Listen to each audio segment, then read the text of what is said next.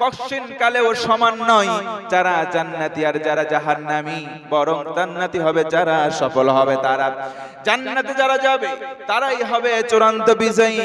আমার আল্লাহ বলেন, শোনো, কেউ যদি কোরআন দিয়ে আমল করে, আমি রব্বুল আলামিন নিজের কুদরতে হাত দিয়ে তার গলায় মালা পরিয়ে দেব। জোরে কোন সুবহানাল্লাহ।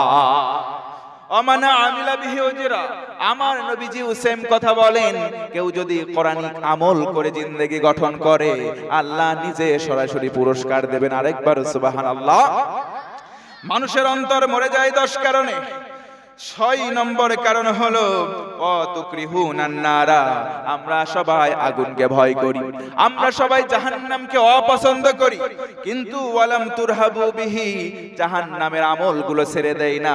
জাহান্নামে যেতে গেলে হারাম খাওয়া যাবে না, কিন্তু আমরা অনেকে হারাম ভক্ষণ করি। কথা বলেন ঠিক কি না?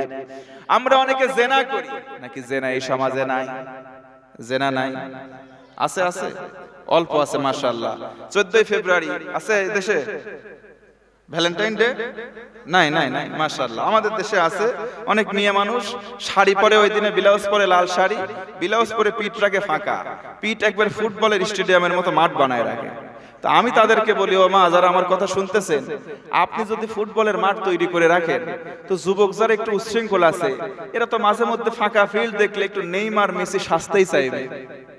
কথা বলেন না? ফিল্ড যদি দেখে, ফুটবলাররা তো একটু খেলতেই চাইবে, তারপরে আবার দোষ দেয় ইফটিজিং এর মামলা। কথা বলেন ঠিক কি না? মনে রাখবেন, মুসলমান এক হাতে কোশ্চেন কালেও তালি বাজে না। আমার মায়েরা বোনেরা যদি পর্দার মধ্যে থাকতো, কোশ্চেন কালেও তারা ইফটিজিং এর শিকার হতো না। কথা বলেন ঠিক কি না?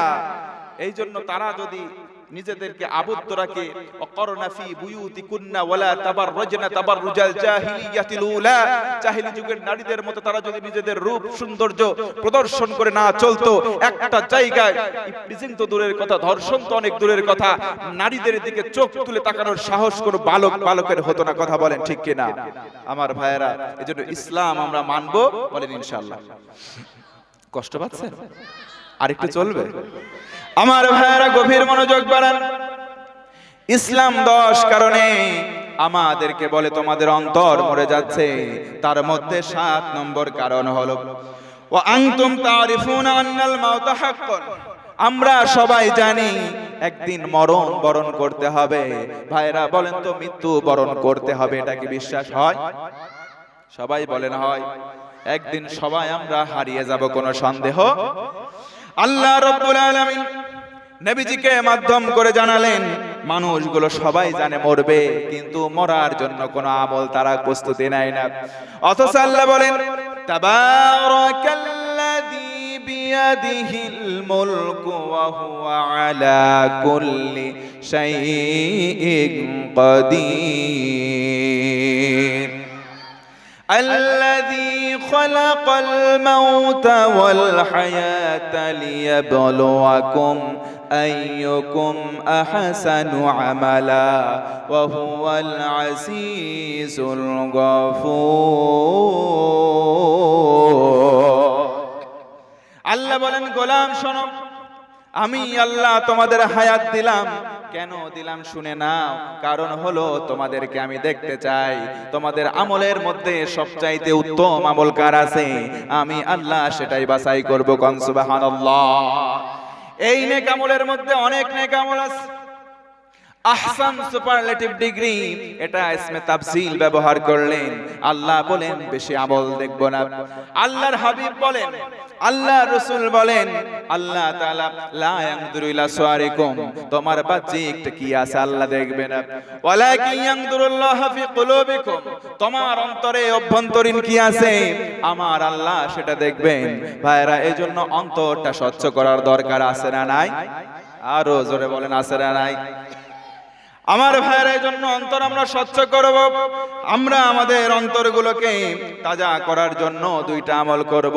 তার আগে জানুন 9 নম্বর আমল হলো, 8 নম্বরটা বলে নেই, যেই কারণে আমাদের অন্তরগুলো মরিচিকা ধরে।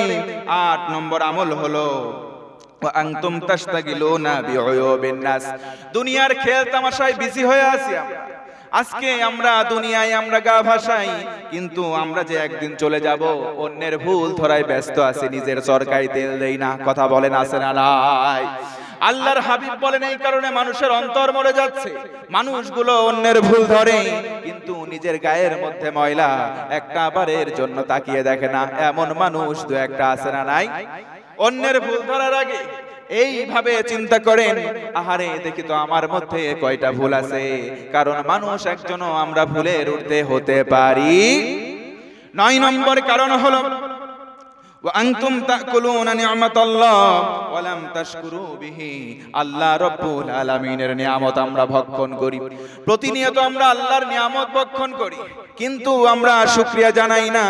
আল্লাহর হাবিব বলেন কেউ যদি শুকরিয়া না জানায়, আল্লাহর পক্ষ থেকে দেওয়া নিয়ামত আল্লাহ ইচ্ছা করলে ছিনায় নিতে পারেন। কথা বলেন ঠিক কিনা?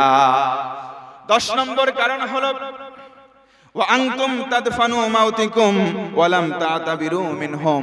আমরা প্রতিদিন মাইয়াতকে দাফন করি, প্রতিদিন আমরা মৃত্যুকে, লাশকে দাফন করে কবরস্থ করি, কিন্তু সেখান থেকে কি শিক্ষা আমরা বাস্তব জীবনে আমল করি না।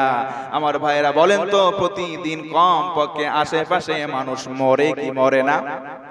সবাই বলেন মরে কি মরে না? সাজিয়ে গুজিয়ে দে মোরে সজনী তোরা, সাজিয়ে গুজিয়ে দে মোরে, সাজিয়ে গুজিয়ে দে মোরে সজনী তোরা, সাজিয়ে গুজিয়ে দে মোরে। বড়ই পাতার গরম জলে শুয়াইয়া মশারির তলে, বড়ই পাতার গরম জলে শুয়াইয়া মশারির তলে, আতর গোলাপ চন্দন মেখে দে সজনী তোরা, সাজিয়ে গুজিয়ে দে মোরে। যেদিন মারা যাব সুন্দর করে সাজিয়ে গুজিয়ে আমাদেরকে দাফন করা হবে, কোনো সন্দেহ। মা বোনদেরকে কিছু ওয়াজ শোনাবো, তবে তবে তবে এ ভাই কেউ উঠলে কিন্তু আমি এখান থেকে ধরে আনবো। বসেন বসেন, কেউ যাবেন না ভাই, বসেন। পেশাব পায়খানা সবাই বসেন বসেন। শোনেন ভাই, ওয়াজ কি শুনবেন? 6টা এমন আমল আছে, আমার রাসূল বলে 6টা এমন আমল আছে। কয়টা আমল? আরো জোরে। এদিকে যে আপনি অন্তরের ভিতরে মরিচিকা ধরাইলেন, ছাড়াতে হবে না? এ জোরে বলেন, ছাড়াবেন? 10টা কাজ করে অন্তর কিন্তু এখন মরিচিকা ধরে আছে। শিরিষ কাগজ কিন্তু নবীজি বলে গিয়েছেন, বাইহাকি শরীফের হাদিস শুরুতে তেলাওয়াত করেছে। তাহলে কি আপনারা জং নিয়ে চলে যাবেন নাকি একটু ঘষা দিয়ে ছাড়াই নিয়ে যাবেন? আরো জোরে বলেন না, ছাড়াবেন কিনা? তাহলে ছাড়াইতে যদি চান, কারা কারা চান না একটু দেখি, দু হাত তোলেন তো। চান না আপনারা? আচ্ছা, তার মানে ঘুমের ঝুল ঢুকে পড়ছে। তো ঘুমের ঝুল যদি ঢোকে ভাই, আলোচনা বুঝতে পারবেন না। একটু আকাশ বাতাস মুখরিত করে চাঙ্গা হয়ে একটা তাকবীর দেন তো। নারায়ে তাকবীর, নারায়ে তাকবীর, নারায়ে তাকবীর। মাশাআল্লাহ। এবার আসেন, আমি একটা কথা বলি।